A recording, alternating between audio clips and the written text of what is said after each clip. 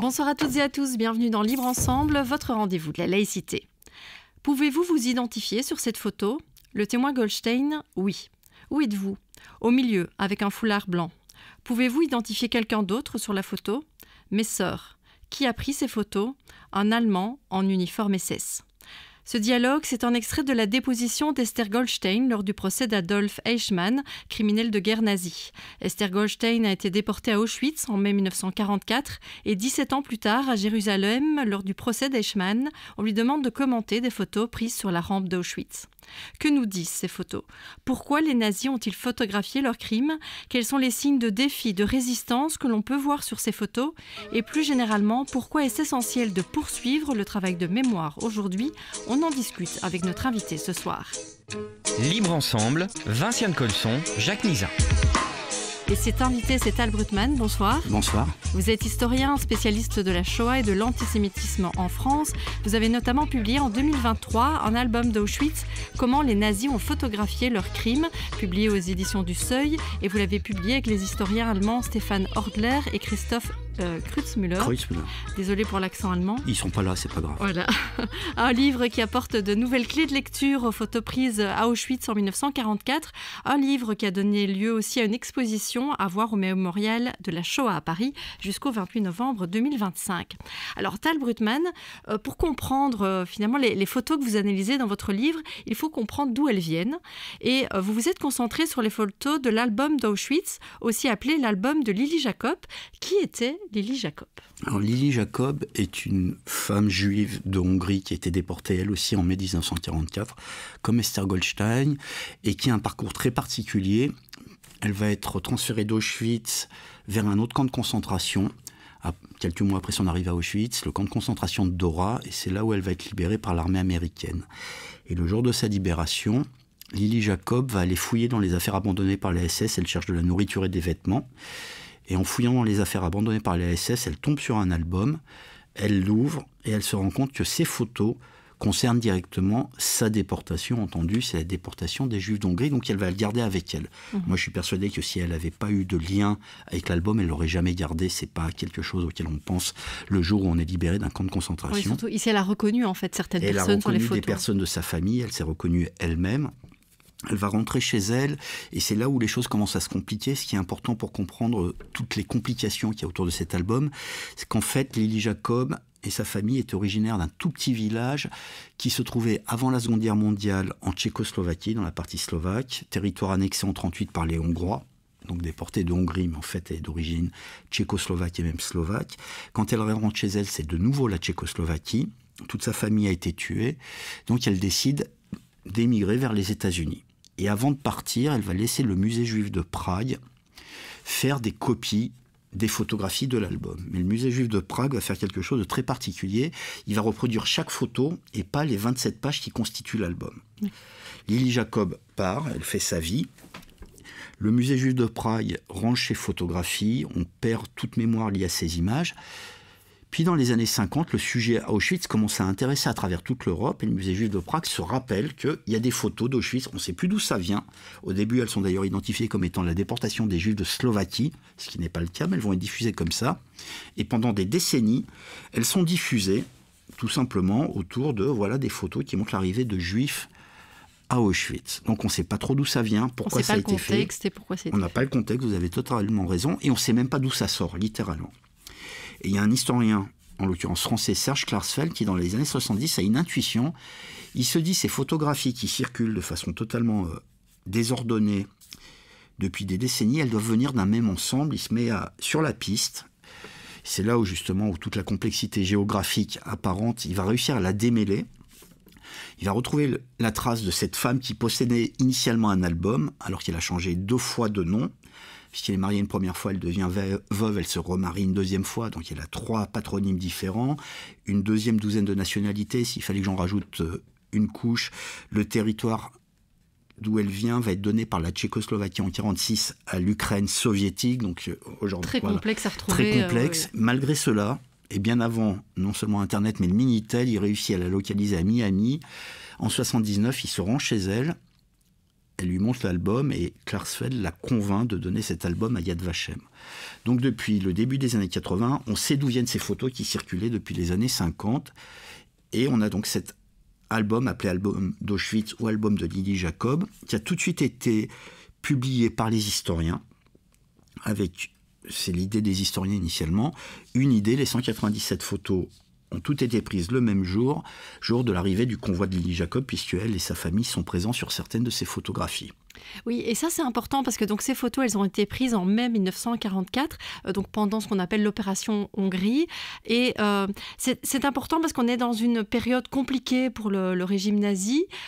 Et en fait, il y a un objectif très particulier. Elles n'ont pas été faites par hasard, ces photos. Alors justement, ça c'est parce que... Alors, vous l'avez dit, mais en fait, c'est plus compliqué que ça. Les photos, elles n'ont pas été prises en mai 44 uniquement en SS.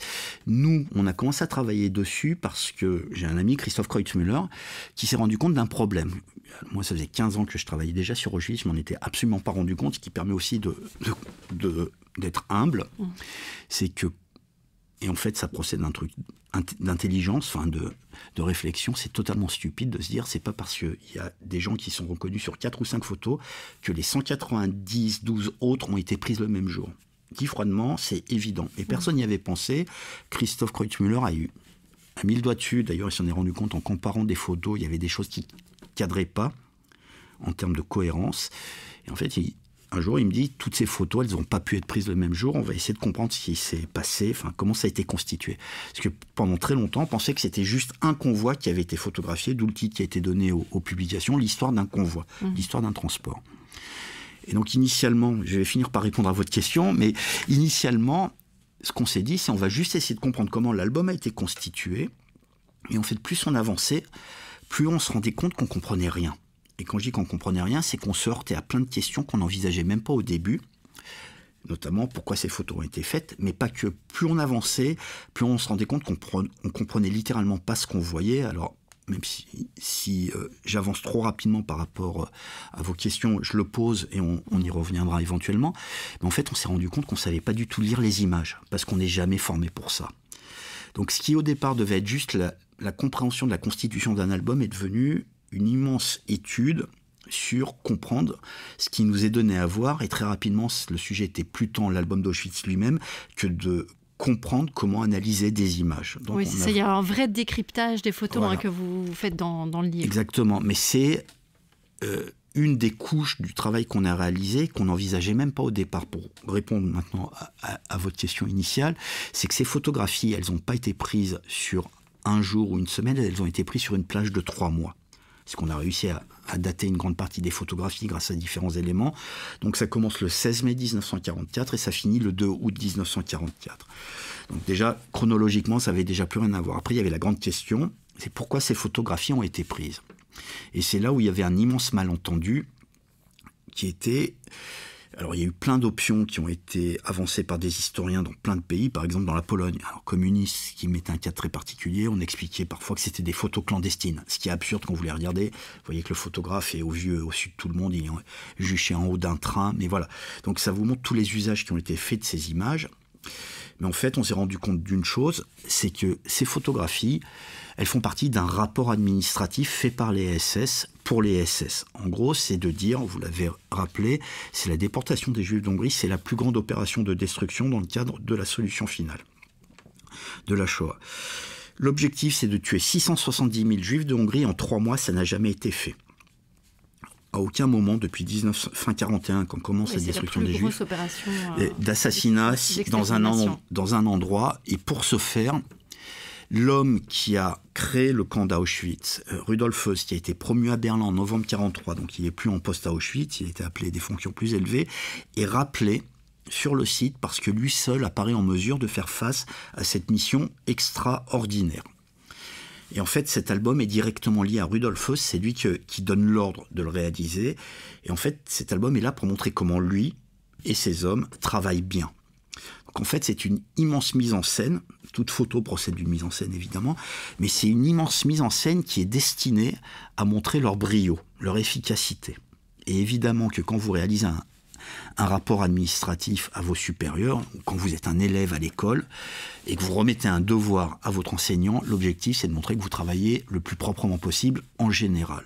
Donc c'est là justement on a pointé une chose qui est au cœur du problème, c'est que ces photographies qui sont utilisées depuis maintenant quasiment 70 ans, elles ont été utilisées alors qu'on était pris au piège de ce qui était donné à voir. On prenait au premier degré. On voit des masses passives. Oui, c'est ça, hein, on les voit marcher effectivement tranquillement vers la mort. Exactement. Presque, et ça donne l'impression finalement qu'ils n'ont pas, ils ne se sont pas rebellés par Exactement. exemple, ils se suivaient sans rien dire. Et ça, c'est une impression trompeuse. Alors, c'est pas une impression trompeuse. C'est une impression de la réalité qui est trompeuse. Voilà. Ouais, et puis en fait, c'est dicté par les SS et les deux photographes qui sont des SS eux aussi. Tout l'objectif, c'est de montrer des SS qui maîtrisent tellement bien les opérations que la manière dont ils dupent les victimes fonctionne et qu'ils sont tellement forts dans leur travail qu'ils n'ont même pas besoin de les violenter, de les cogner, de leur hurler dessus. Ce sont des choses qu'on ne voit jamais dans les images. C'est là aussi qu'il y a quelque chose d'intéressant à analyser, à réfléchir, c'est que on connaît toutes et tous les témoignages des rescapés, Primo Levi, Imre Kertész ou Simone Veil, enfin on peut en citer plein. Leurs témoignages racontent tout autre chose. Ils parlent de la violence qui est déployée dans ces moments-là, etc., etc. Et pourtant, ces images qui sont utilisées communément, on ne se dit pas, tiens, ça colle pas avec ce qui a été décrit par les témoins, ou même par les SS eux-mêmes dans d'autres documents. Et en fait, ça montre à quel point on est piégé par les images, et vous avez raison d'avoir parlé d'impression trompeuse, mais on n'apprend tellement pas à lire les images qu'on ne se rend pas compte de choses qui sont évidentes et qu'on maîtrise soi-même par ailleurs. Sinon, c'est pas moi qui vais expliquer à vos auditeurs ou à vous-même que ces moments-là sont ultra violents, on le sait intrinsèquement. Et pourtant, quand on est confronté à ces images, on a l'impression de voir des SS littéralement sympatoches. Ils sont sympas, on les voit jamais violents, on voit des juifs passifs. Là, ça rejoint une idée qui a prédominé pendant 3 ou 4 décennies, que les juifs se laissaient mener à l'abattoir comme des moutons, ce qui était faux. Mais ces images ont permis de nourrir cette représentation erronée. Oui, nourrir une forme de mémoire collective autour de cette passivité. Exactement, d'une pseudo-passivité. Alors que justement, une des dimensions du travail qu'on a réalisé, c'est qu'une fois qu'on commence à plonger dans les images et à littéralement à les lire, on se rend compte qu'il y a plein de choses qui clochent. Au sens où on voit que les SS ont essayé d'escamoter énormément de choses pour livrer des images qui servent leur discours auprès de leurs supérieurs, c'est dire regardez à quel point on est fort. Mais il y a toujours dans les arrière-plans, au premier plan caché dans un endroit, un élément qui vient contredire cela. Mais il faut être en mesure d'abord de le voir et ensuite de le comprendre. Et c'est toute la difficulté à la fois de voir, et ensuite, c'est pas facile de comprendre ce qu'on voit. Alors ça peut paraître très bizarre, mais quand sur une image, il y a un objet que vous ne comprenez pas, c'est normal parce que il faut savoir ce qu'on voit. Donc c'est ce qu'on a essayé de faire, c'est de reconstituer tout le contexte, vous l'avez dit, et une fois que ce contexte s'était reconstitué, d'essayer de dérouler plein de fils, à la fois pourquoi ces photos ont été prises. C'est une tradition dans les administrations à l'époque, en France, en Allemagne, en Belgique, on fait une partie photographique qui accompagne une partie textuelle. Là, pour le coup, on n'a retrouvé que la partie photographique, l'album de Lily Jacob, qui a été fait en une 15aine d'exemplaires. On a retrouvé des documents qui permettent de le savoir. Mais on n'a pas retrouvé le rapport écrit. Écrit, exactement. Donc il y avait ça à comprendre, et puis ensuite il y avait à décrypter tout ce qui est dit. Tout ce qui est dit dans les images, et parfois, malgré la volonté des photographes SS. Et en fait, on se rend compte qu'il y a plein de gens qui résistent, vous l'avez évoqué. Oui, alors par exemple, les signes de résistance, ça peut être des femmes, des enfants qui tirent la langue. Alors, ça, vous exactement.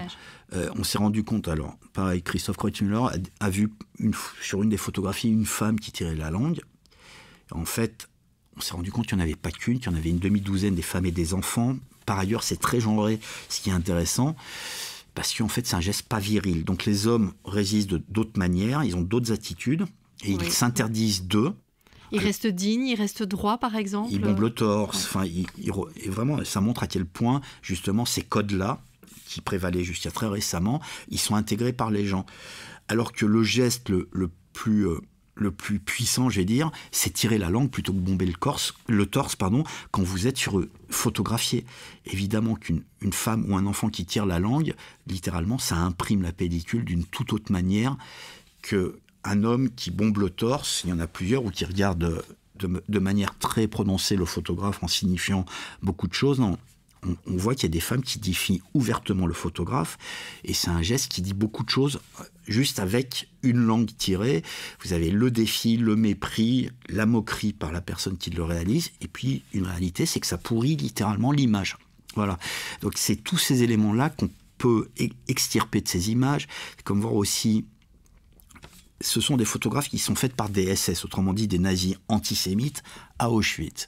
Pendant très longtemps, ces photos, on se disait, malgré tout, ils montrent des juifs de manière digne. Mais en fait, non, ce n'est pas les photographes SS qui veulent montrer les juifs dignes. Ce sont les gens photographiés qui, justement, et ça c'est une autre forme de résistance qui est plus complexe à comprendre, qui imposent leur attitude malgré la volonté des photographes. C'est-à-dire que malgré l'humiliation aussi, parce que d'être photographié dans cette situation-là, on imagine, on a du mal à imaginer, mais on peut imaginer que ça doit être une humiliation. Vous avez raison, c'est le maître mot, ils veulent les humilier, et les personnes qui sont photographiées, dans leur immense majorité, hommes, femmes et enfants, se tiennent d'une manière très digne qui vient contrer l'humiliation que veulent imposer les SS. Et il faut aussi rappeler le contexte, enfin, vous l'avez fait, mais concrètement, c'est des gens qui viennent de subir 3 à 4 jours et nuits enfermés dans des wagons à bestiaux, sans eau, sans nourriture, dans des conditions d'hygiène déplorables. Donc il y a tout ça qui précède. Et malgré cela, justement, ils essaient de faire face, littéralement, à ces gestes qui leur sont imposés. Ils sont photographiés malgré eux. Souvent, les photographes, dont un en particulier qui est très sadique, s'amuse à les photographier avec les cheminées des crématoires en arrière-plan. Enfin, voilà. Oui, ce qui veut dire quelque chose aussi, ces fumées qu'on voit dans le fond, et on sait qu'elles sont liées aux chambres de mise à mort, aux chambres à gaz, aux fours crématoires, etc. Exactement, mais on voit aussi sur des images des femmes qui portent des mouchoirs à leur nez. Ce qui permet aussi de comprendre la puanteur qui règne, qui est décrite par les témoins. Alors pas uniquement les victimes, les SS parlent de la puanteur, et les gens qui habitaient alentour décrivent pendant la guerre et après la guerre la puanteur qui régnait. Mais ce qui montre qu'on peut raccorder des informations à ce qu'on voit dans les images. Donc c'est tout ça qu'on a essayé de faire, alors qu'initialement c'était pas du tout notre propos. On pensait juste répondre à une question: comment l'album a été constitué. En fait, on a vraiment été happé par tout ce qui s'ouvrait devant nous et qu'on n'avait même pas envisagé, que personne n'avait envisagé initialement.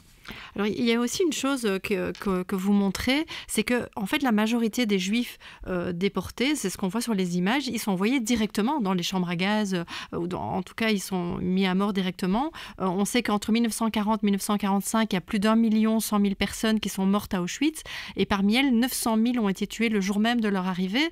Et donc, ça casse aussi cette idée que, en fait, il y a beaucoup de Juifs qui ont été dans des camps de concentration. On a aussi vu beaucoup d'images circuler de personnes très amaigries, et on a imaginé que les Juifs, en fait, la majorité étaient dans ces camps de concentration, et en fait non. Alors c'est ça le grand malentendu qui prédomine depuis 1945 et de la découverte des camps, c'est que quand les Alliés découvrent les camps, ils photographient les victimes, c'est les images que tout un chacun connaît parce qu'elles circulent depuis 1945. Et parmi les victimes qui sont retrouvées figurent un certain nombre de Juifs, notamment ceux que j'ai cités précédemment. Oui, ceux qui ont survécu. Ceux qui ont survécu. Mais c'est là où il y a ce malentendu. C'est que dans les politiques nazies, les Juifs n'ont pas vocation à être envoyés dans les camps de concentration. Vous prenez d'autres sites d'assassinat des Juifs, Treblinka, Sobibor par exemple, Belzec, Treblinka c'est 900 000 Juifs, 900 000 morts. Il y a une trentaine de rescapés qui ont réussi à s'évader lors d'une évasion collective, d'un soulèvement. Sobibor, c'est 180 000 Juifs, 180 000 morts, etc. Il y a une exception qui est Auschwitz, qui est un lieu très particulier. Alors, vous avez rappelé le bilan d'Auschwitz, c'est 1 100 000 morts et c'est environ 1 300 000 personnes envoyées là. Sauf que Auschwitz est un lieu double. Alors, c'est pas, quand je dis double, c'est pas Auschwitz 1, Auschwitz 2 et même Auschwitz 3 qui sont le même ensemble concentrationnaire. C'est d'un côté, vous avez un immense camp de concentration qui est le plus grand de toute l'Europe, et qui est constitué par Auschwitz, Birkenau, Monowitz et même d'autres camps satellites.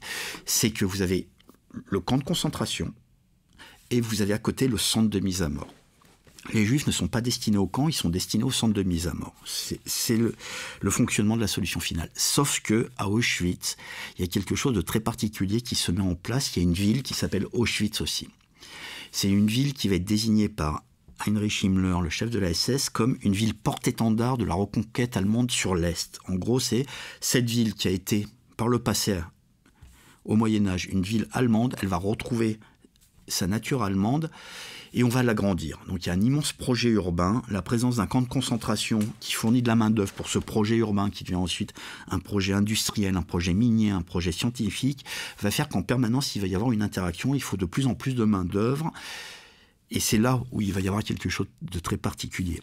À l'été 1942, les SS d'Auschwitz vont décider qu'ils vont plus tuer 100% des Juifs qui arrivent, mais qu'ils vont procéder à ce qu'ils appellent la sélection. Un petit nombre, qui est variable sur les convois, mais en gros c'est 20%, d'hommes surtout, et beaucoup moins de femmes, va être épargné temporairement, pas assassiné immédiatement comme vous l'avez rappelé, mais intégré dans le camp pour servir à tous ces travaux. Et c'est là, justement, où il y a quelque chose de très particulier qui va se dérouler. Si on reprend les chiffres, vous avez 1 100 000 Juifs qui ont été envoyés à Auschwitz et 900 000 qui ont été immédiatement assassinés. Ils ne sont jamais rentrés dans le camp de concentration. Par ailleurs, vous avez 200 000 personnes, essentiellement des Polonais, 150 000, 23 000 Tziganes également, qu'il ne faut pas oublier, parce que le sort des Tziganes est quelque chose de très important, qui est souvent oublié en Europe. Et des milliers de Français, de Belges, pas juifs, des résistants, des opposants politiques ou relevant d'autres catégories, qui sont envoyés comme prisonniers. En gros, quand vous quittez Brindonk, hypothétiquement, et que vous êtes envoyé à Auschwitz, vous quittez Brindonk en tant que quelqu'un qui va devenir prisonnier d'Auschwitz. Les Juifs qui quittent Malines, ils ne sont pas destinés à devenir prisonniers d'Auschwitz, ils sont destinés à être assassinés à l'arrivée. Mais il y a cette subtilité que les SS appellent la sélection, qui fait qu'il y a des Juifs qui vont être temporairement épargnés, intégrés dans le camp de concentration.